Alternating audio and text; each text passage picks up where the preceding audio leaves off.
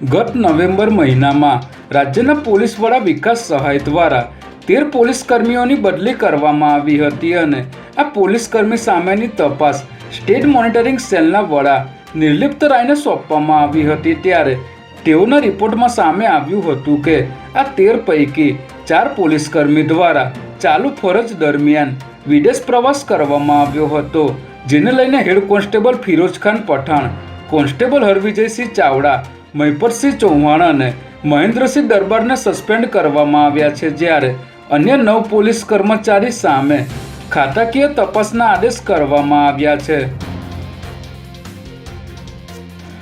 અમદાવાદમાં હત્યા, ચોરી અને લૂંટની ઘટનાઓમાં સતત વધારો થઈ રહ્યો છે। ત્યારે વધુ એકવાર કાગડાપીઠ વિસ્તારમાં હત્યાનો બનાવ સામે આવ્યો છે, જેમાં કાગડાપીઠ પોલીસ સ્ટેશનની હદમાં આવેલ ઊંટવાળી ચાલીમાં કિરણ ચૌહાણ સહિત 2 શખ્સોએ ચાકુના ઘા મારી નીતિન પડિયાર નામના યુવકની હત્યા નિપજાવી હતી।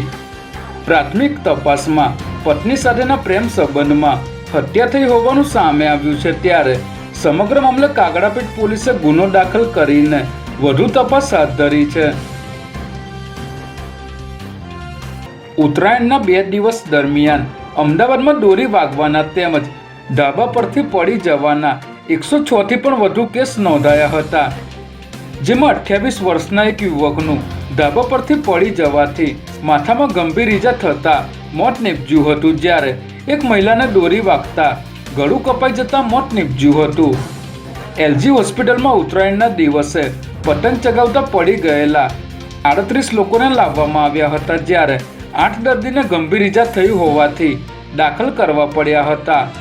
આ ઉપરાંત શારદાબેન હોસ્પિટલમાં પણ 33 દર્દીઓને, એસવીપીમાં 14 તેમજ વીએસ હોસ્પિટલમાં પણ 23 દર્દીઓને ઓપીડીમાં સારવાર અપાઈ હતી।